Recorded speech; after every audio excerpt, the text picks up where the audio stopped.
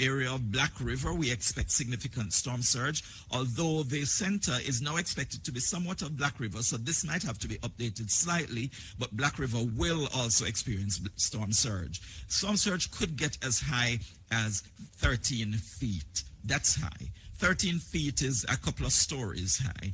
And so you need to be very much prepared for that kind of activity if you're in any of those bays or inlets along the coast of St. Elizabeth in particular, and even going into Clarendon. So those traditional areas of storm surge impact, like Portland Cottage, Rocky Point, those are areas that, because of the geography, we are expecting still to experience some amount of storm surge in those areas, although probably not as significant as we would have in St. Elizabeth along the coast. So anywhere, even along the coast of Manchester, parts of Alligator Pond and, Treasure Beach area should also be looking out for that kind of activity, and going eastward as far as parts of St. Catherine. And that is basically the presentation at this time. I'm sure you'll have some questions that will bring out some more information later. Thank you. Thank you so much, Evan. You heard it. It is strengthening and it is coming to Jamaica. I know we've been praying for it not to hit, but it is going to hit us. So we have to heed everything that Evan has just said. I'm going to ask if there are any questions for Evan before we go on to the others. Any member of the media? Okay, please go ahead. Do we have a mic, or you're just going to speak very loudly and I'll repeat it? I think the mic is coming.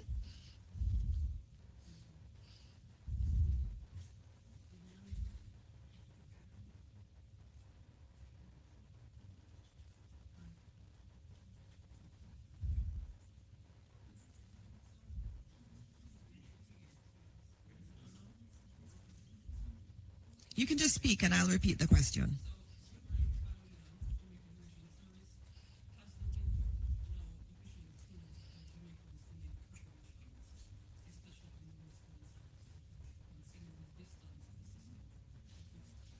Okay, so the question was, has the window now closed for those who need to make preparations, especially on the western side of the island? We're very close. Thanks for the question, JIS. We are very close to the closing of that window. I mean, I would not actually say it's entirely closed, because there are a couple of things that you might be able to do right outside your doors that could reinforce your structures. If that is a possibility, when we have some level of calm, I have been hearing from persons in St. Elizabeth, in Manchester, who have indicated that they are getting quite some heavy rainfall and some strong winds, but there are usually some lulls, some periods of semi-calm that they can probably do something quickly on the outside and get back inside. So we would like to ask everyone to ensure that you keep yourself safe. Exercise extreme caution if you have to do anything immediately outside. But of course, as the system moves any closer, we will start to experience the eye wall of the system moving onshore, and then the eye will make its impact. And we do expect that that will occur by midday today. So during the latter part of this morning, after 11 o'clock, I would say let's not take any chances on the outside. Let's make sure that we are on the inside, so as this system makes its way here, we're not destroyed ourselves. Apart from the structures outside, we have to make sure that we save our own lives. Thank you. Thank you very much, Evan. We're going to now move to Minister Darrell Vaz, who is our Minister of Energy, Telecoms and Transportation.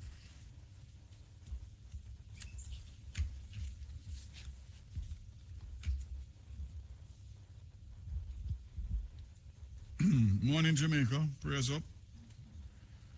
Let's start with JPS, which I know is on everybody's mind. The electricity grid has already been impacted by hurricane conditions, which have caused several power outages across the island.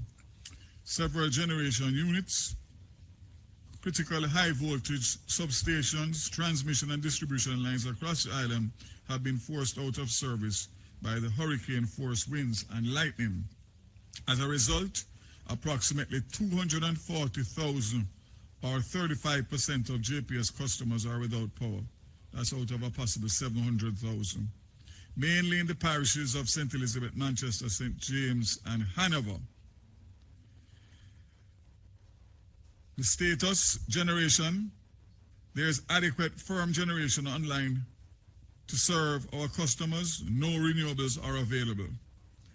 As I said before, customers impacted, more than 75% of the customers in St. Elizabeth, Manchester, Hanover, and St. James are affected without electricity. The least impacted parishes, with less than 10% of customers impacted, St. Thomas, Kingston, and St. Andrew, and St. Catherine.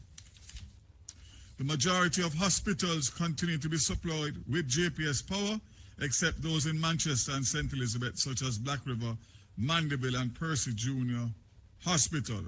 But I can confirm that they are operating on standby power, generator power. There is no plan at this point to shut down the grid. JPS crews continue to respond and restore critical facilities and customers where it is safe to do so. In the meantime, JPS is reminding customers to stay safe and take precautions to protect life and property. And most importantly, stay tuned to official channels of information, which include government and JPS, for further updates. As it relates to our telcos, I'll start with Digicel. 26% of mobile network is offline, predominantly due to the widespread loss of power. There's a further 209 sites running on generators and 9 on batteries.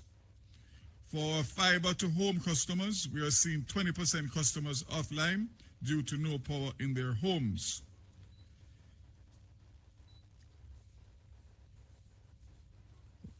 As we see the most impacted areas, we will work with our crews to focus on those areas first. Even if commercial power is still to be restored, we will keep generators fueled and gas the sites back to keep them up and running. They are also confirming that also in aid in recovery, we are working with the SMA to increase our spectrum bandwidth channels, as we know from our experience from Hurricane Beryl that the mobile infrastructure will be recovered much quicker than the fixed.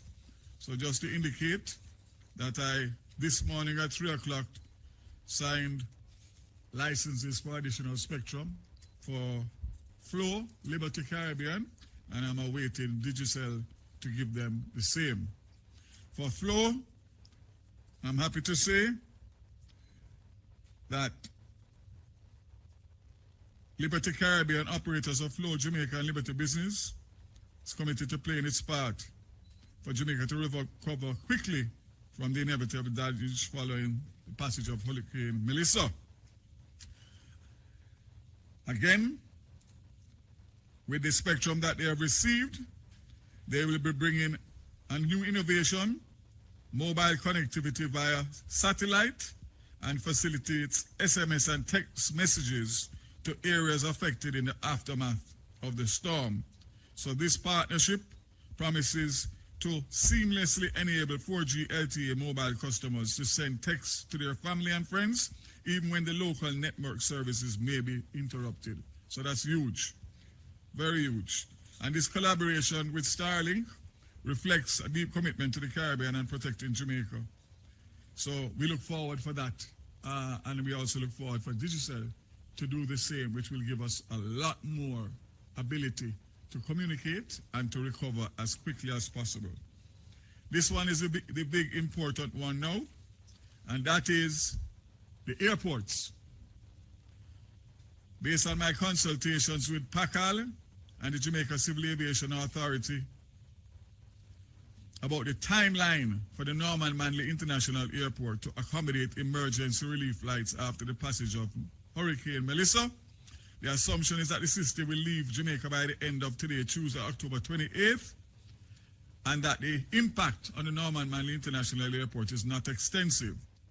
Both PACAL and JCA will use tomorrow, October 29th, to inspect and clean up the facility and restore the test equipment that have been decommissioned to accommodate flights. These emergency relief flights could therefore be accommodated as early as Thursday, October 30th, 2025. Again, we are not sure what's going to happen with Montego Bay, who will face at least a lower category, possibly category 3. So we aren't able to say anything on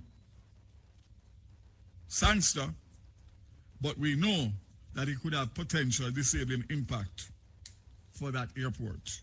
The good news is that the Ian Fleming International Airport is being considered as a part of contingency planning. So it means that we could get into Ian Fleming with certain types of aircrafts, and that will help us significantly based on the distance between Ian Fleming and Montego Bay. Petrojam, following another meeting this morning of the refinery, Petrojam is turning its attention to deepening participation in the broader national multi-agency response. Fuel security plays a key role, as we know, and Petrojam is assuring that all 3 international airports, in addition to all airdromes, are at 75 to 80% capacity for aviation fuel. This will enable aircraft movement to resume immediately. In addition, Petrojam has 2 to 3 weeks supply of aviation fuel at its Kingston and Montego Bay storage facilities. So in accordance with international standards, we will follow strict safe storage and rigorous testing prior to reopening. Jamaica Civil Aviation Authority, the microwave system is in general is operational, with the exception of the links between Winchester headquarters and Catherine Peak, which is currently offline. All remote sites are operating on generator power. So this means that we will be able to accommodate relief flights, which the requests are coming in fast and furious. And as I said before, we spoke about Airports Authority. Finally, I'll just give an update on JUTC. And that was up to 9 o'clock last night, reporting 361 persons that were taken to shelters in several parishes. All road operations for JUTC ceased last night, with the exception of transport assistance being provided to essential services staff, such as hospital workers. JUTC's emergency standby teams remain in place at all depots. We will have some kind of disruption to some of the buses, because those buses that use CNG will not be able to be fueled immediately due to the fact that the plant has been decommissioned. But let me close by saying, once again, that government, as you have heard and will hear from Minister Mackenzie, we are dotting all the I's and crossing all the T's to make sure that we facilitate all that is required for the response that is going to come in relation to the rebuilding phase after this catastrophic hurricane. So I want to just say to you, those of you who are still not taking it serious, you have but a few hours. And as I said before, based on what Evan said, the low-lying areas are going to be badly affected. Seek to go to higher ground and protect yourself and be smart. Again, commit to be here right through. And of course, if we work together, we will get through this once again. God bless Jamaica and keep safe. Thank you very much, Minister Vaz. As you hear, we have not stopped working. He's not going to stop working to ensure that we have electricity and that we have telecom service. Right before this press briefing started, I heard him on the phone with JPS's head, and they were talking through how they were going to be making sure that we have electricity up in areas that aren't as badly affected, and then that we can recover even more quickly. He has not stopped working for us, and we have to obviously thank Starlink for that support that they're giving to our telecoms providers in Jamaica to ensure that even if our systems locally go down, that we will still be able to communicate internally and externally with the rest of the world. Also want to welcome the members of the media who are joining us from overseas. I know that the feed is going out also. We say good morning to you and good morning to all of your viewers out there too. Next up, we have Minister Desmond McKenzie, who is not just our Minister of Local Government and Community Development. He is the one that's coordinating the entire disaster response, wearing his hat as the Deputy Chair of our National Disaster Risk Council. The chair is the Prime Minister, who is very much behind the scenes coordinating all of this and calling all of us for updates. And so this morning you will hear directly from Minister McKenzie his updates on the entire disaster management framework.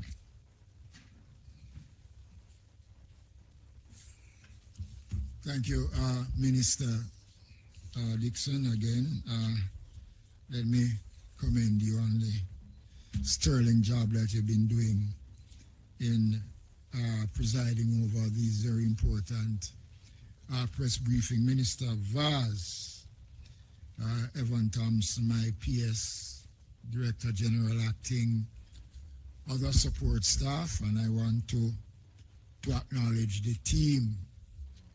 The Jamaica Fire Brigade and the GADF was very active last night, responding to a number of calls to assist residents in sections of the corporate area. I want to, first of all, give an update on the state of shelters. Again, I want to repeat that all of the 800 and odd shelters are open. The numbers that I have presently speak to, of the 800 shelters, 382 shelters are occupied so far, with a total of persons within these shelters of almost 6,000 persons. Just to give you a rundown of the numbers in Kingston and St. Andrew, there are 45 shelters which are open with 581 persons. In Clarendon, 39 shelters with a accommodation of over 865 in Clarendon. Westmoreland, 33 shelters open with over 500 persons. St. Mary, 27 shelters with over 500 persons. St. Catherine, 27 shelters, 394 persons. Portmore, 8 shelters, 74 persons. St. Thomas, 18 shelters, 609 persons. Manchester, 23, 135. St. Anne, I see here 18 shelters open, but 0. There seems to be no one in any shelters in St. Anne. We'll check on those numbers. And over 19 shelters are open with over 261 persons. St. James, 30 shelters, 209 persons. Trelawney, 10 shelters, 313. Portland, 59 shelters, 541. St. Elizabeth, 26 shelters, 289. Now, St. Elizabeth is of concern because I am understanding that we are getting calls before we came on here of persons in St. Elizabeth asking for transportation to be sent into various communities to transport persons out of those areas. As Minister Vaz have said, it is going to be difficult. I have given instructions to the ADPEM director and to the team to advise the disaster coordinators and the members of parliament and the mayors wherever transportation is needed and they can get those transportation, they should do everything that is possible to provide the transportation to take the people out. But the system that we have had, as Minister Vaz said, those systems have been put on hold now because of the closeness of the system. So I would urge persons who can move to do so, and the mayors and the CEOs and the councillors and the members of parliament to do everything that is possible to assist those persons in moving. The impact of Melissa is being felt. Evan gave full details.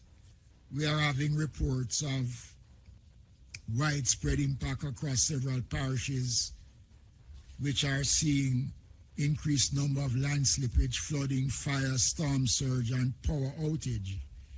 Roads in St. Thomas, Portland, and St. Catherine were blocked by fallen trees, poles, landslides, and most of these have been clear. And I want to make the point that the team that are on the road, the roving teams that have been pre-positioned, have been responding. Once the report is sent to the team, they are out there actually doing the work. So if you are in an area where there is blockage and fallen trees, you can send us the information, and once that is possible, we will send the team out.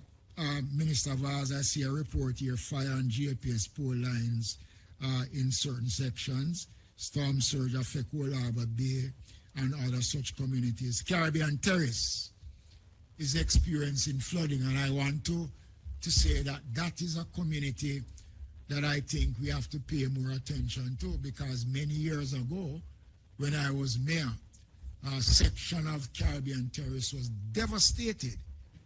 And we are now seeing again, based on the information that is coming, and I'm going to ask the team to do some more checking to see the extent of what is taking place in Caribbean Terrace. We are experiencing, as I said before, land slippage in many communities in Portland, St. Thomas, St. Elizabeth, St. Thomas, and many other communities are experiencing those challenges as I speak at this time. This is the last briefing that we'll be able to give as update, but I will spend 2 minutes again. God has been merciful, because we've been talking about Melissa coming for almost a week. And still today, when we are expecting Melissa, there are still, as Evan have said, a small window of opportunity. Let us use it, and use it wisely. Let us respond. I hope by within the next hour, when I get an update, I will see more persons in shelters, and we will see more people responding. Jamaica, this is not the time to be brave. I've been saying for 1 week, don't bet against Melissa. It is a bet we can't win. I want to close because the reports is short, and we want persons to go to do what they can do for themselves, their families. And I want to thank all of you who have left your homes and have been spending time here, camping out, members of the media. Last night I walked and I interacted with them before I went to bed in my little corner. And you know, it was commendable to see the media and other support staff leaving their families and things. And this is a commitment that we are making for the betterment of Jamaica. Already we have started, as I said from yesterday, to look at how we're going to map our recovery. We have to start to look at that. We can't wait until Melissa has come to start to say how we are going to prepare ourselves for the recovery. We have started to do that in the meetings that we have been having. But I want to thank the team. And I know that Jamaicans are grateful. And we are all praying for the best outcome. So as I said before, whatever windows are available, I am asking those, especially in St. Elizabeth and those areas, who can move to do so at this time. Thank you. Thank you, Minister Mackenzie. I just wanted to note, given that we have a lot of our members of the diaspora on, you've been asking a lot about how you can support Jamaica. Just noting that I'm very, very pleased this morning to announce the launch of our Support Jamaica website. It is supportjamaica.gov.jm. We've already been made aware of some nefarious individuals trying to collect money on behalf of Jamaica. We remind you that this will be the official site. If it doesn't have .gov.jm, it is not legitimate. It's not an official Government of Jamaica site. And so it will be supportjamaica.gov.jm, and it will be our online platform developed by the Government of Jamaica to mobilize support, to channel relief and coordinate recovery efforts in the wake of Hurricane Melissa. In it, you're going to have a donate now page where you can donate using your credit or debit cards, and you will also be able to give pledges. You also have all the information on ODPEM's bank accounts. If you want to do a bank transfer, you can do so there.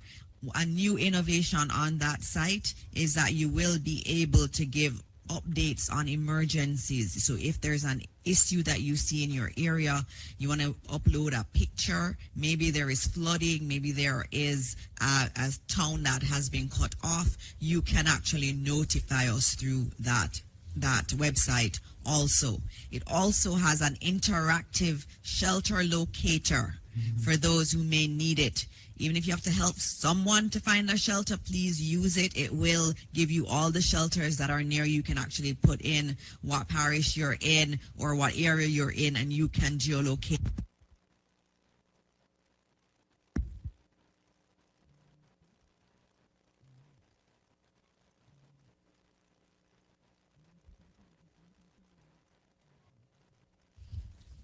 Thank you.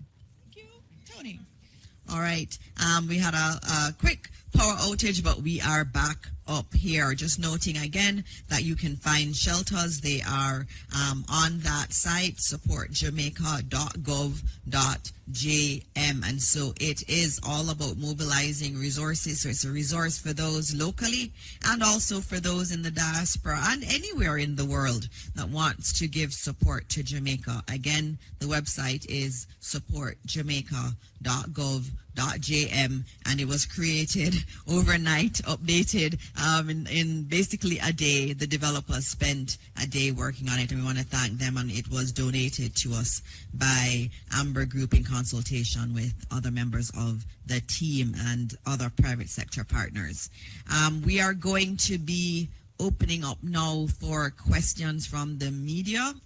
I know I already have one question that I need to treat with, which has to do with tourists. How many tourists are here on the island? The number I have from the Ministry of Tourism is 25,000. They issued a press release yesterday, and they noted that they are coordinating with all of the hotels. There's no need to worry. The Ministry of Tourism has its center that is in constant communication with all of the hotels, has been providing support, and so we are keeping those tourists as safe as we possibly can. And so I open up for questions. Zara, you're first. Good morning, everybody. Zara Byrne, representing Reuters today. I would like to know, please, I realize that it is still early to talk about this, but I'm just curious if it is that, there could be any kind of comment about, search and rescue preparation. If there could be any kind of comment about if it is that you are in this hurricane and your shelter is compromised. Is there any advice on, I don't know if ODPEM can give any advice on safe rooms to go to, just any practical advice to residents who may be in this hurricane and in very perilous situations during and post? Thank you for that question, and we're going to get you an answer. Let me say that the Jamaica Defense Force and the Jamaica Constabulary Force are members of the National Disaster Committee, and they sit in the command center during the operation. So any request that comes in for search and rescue will be undertaken by the Jamaica Defense Force along with the Jamaica Fire Brigade, because they are a part of the national response team, and they are present, and we have equipments that are pre-positioned prior to the passage of Melissa that will be able to respond. So in a nutshell, yes, we are in a position to respond, and once the request comes in, the team will be ready to go. We have boats, helicopters, you name it. The government has equipped the Jamaica Defense Force, especially with a number of helicopters. The Jamaica Fire Brigade have a number of boats that can be used on land and can be used at sea for rescue operation and search operation. Minister, I think there were some questions around tips, I think, between you and Mr. Thompson in terms of tips for persons. I know you're an expert in this area. Thank you, Minister. Very difficult in terms of tips for Category 5, but nonetheless, I think one of the things that we have to do is to ensure that, as was said before, that we are doing most of the preparation going in. In terms of tips, we have always said that person should try as best as possible to bring a lot of stuff already outside, inside. We don't want a lot of stuff that you have loose stuff outside, especially Minister spoke it about construction sites. A lot of those things can be used as missile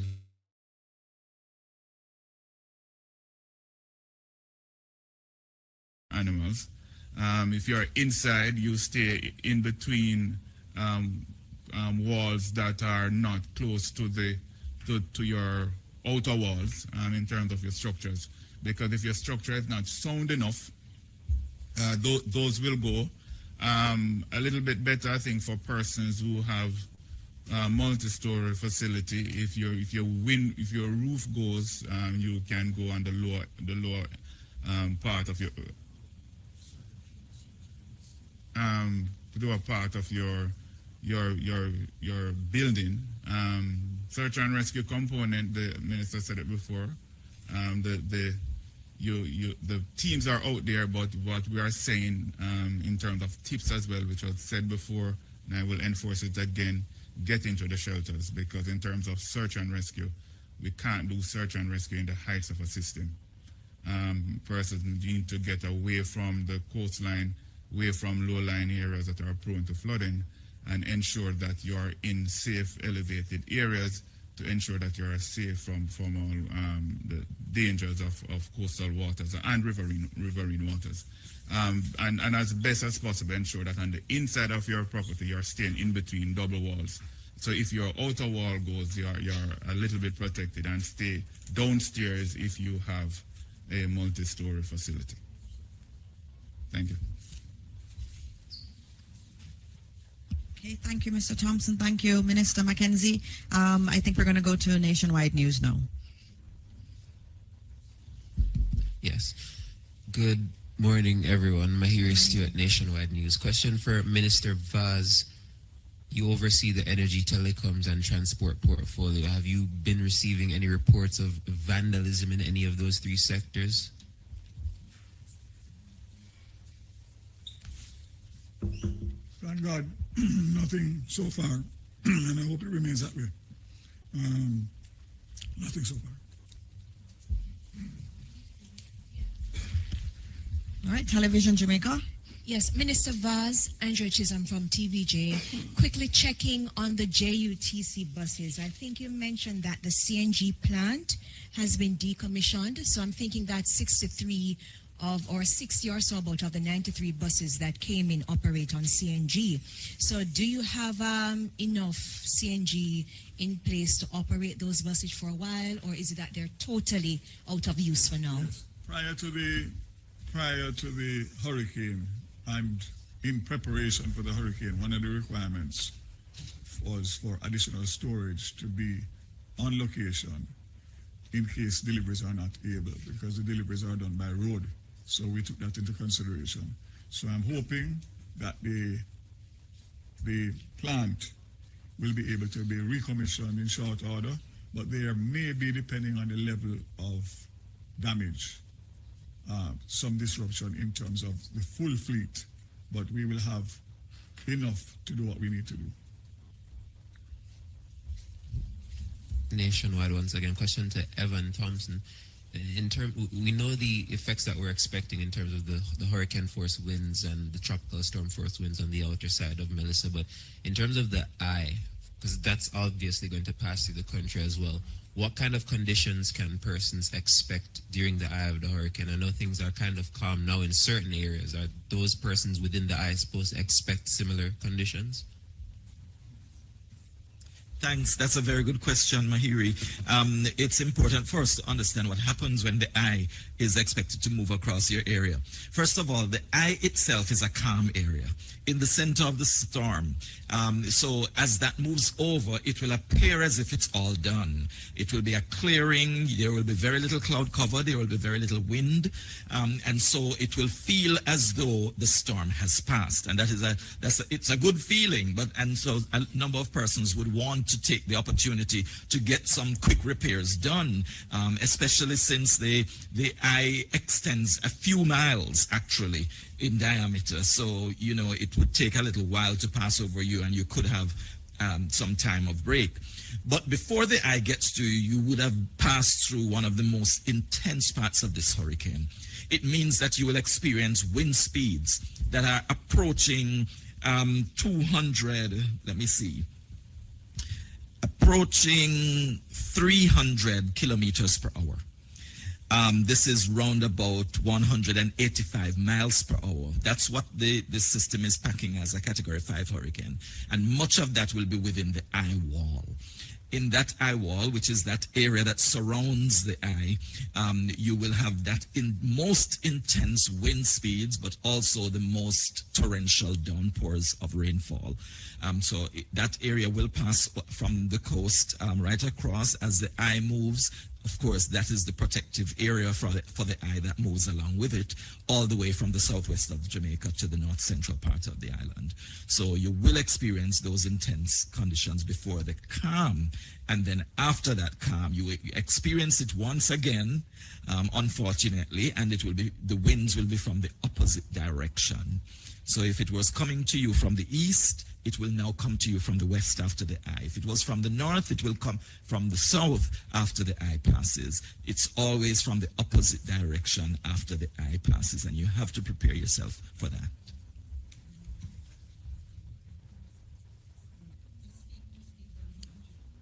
All right, so my question has to do with lightning strikes, because in one of the models that you showed us, I believe it was yesterday, we saw quite a few areas of thunderstorms. So I'm not certain what you can tell Jamaica now in terms of preparing or protecting ourselves from the possibility of being struck by lightning. And what do we look out for ahead of it? What are the signs? Yes, lightning frequently occurs during the thunderstorms. Of course, it does occur during thunderstorms. And thunderstorms will be part of that intense area of the shower activity. We don't expect anyone to be outside, really. So that should, of course, protect you from the lightning strikes to a large extent. Of course, there will be some impact. It will affect electricity supply. It could also be the cause of fires. And so it's important that that is also monitored. I'm sure the fire brigade is alert to that, that there could be fires that are generated because of the lightning strike. So that is one of those hazards that actually accompanies hurricanes as well. We don't talk much about tornadoes either, but actually we do have small tornadoes that develop in hurricanes, and that is something that people need to also be aware of. Whenever hurricanes move over, generally you have those smaller scale cyclonic events that are tornadic. Well, tornadoes develop within these systems, and that could also be a source of danger for residents as the system passes over. They don't last very long for our area, but they are a real possibility. Not just a possibility, they actually occur and have occurred in Jamaica in the past. Possible for particular parishes more so than others, considering where this system is projected to travel? I believe in most cases when you have those events, it would be in the lower lands, in the flatter lands, and not so much in the hilly terrain. However, we should be prepared. I mean, in the larger scale of things, we're dealing with a hurricane with huge winds, massive winds, but at the same time, you could have the resultant effect of additional with the smaller scale events taking place within it. Thank you. Another quick question to Mr. Mackenzie. You were clear, Mr. Thompson. Thank you. Very quickly, Minister, you mentioned that the JDF and JCF were responding to calls in the corporate area. Just trying to get some details on that. Is it that persons were now evacuating or any flooding or anything? No, not anything major. Just assistance that was required of them, and they have responded as they would normally do. Because remember now, the command center carries every critical area of government that forms a part of our disaster response mechanism. So once the information is fed into the command center, we will go out to see what is required in terms of why a request was made. And that was why the team was out. And we have roving teams on the road that is driving around. So when they pick up anything on the road, they will act, and they will call in and give Central the information, and we will log those information, because we use the information after to see what took place and how best to address and to see how we can prevent. Yes. And question from Nationwide: Have you been updated in terms of the readiness and the preparation for places such as prisons, children's homes, and homes for old persons? Well, as I said before, the security forces sit on the National Committee. So everything security-wise, and we don't discuss the security aspects of the prisons and the operations of the police and the military, because that is confined, and you know why that has to be confined. The Ministry of Labor and Social Security, we work with all the ministries are involved. So children homes and the infirmaries and everything is taken care of in the general scheme of things and planning. And inspections are done to these facilities to ensure that they are up to standard.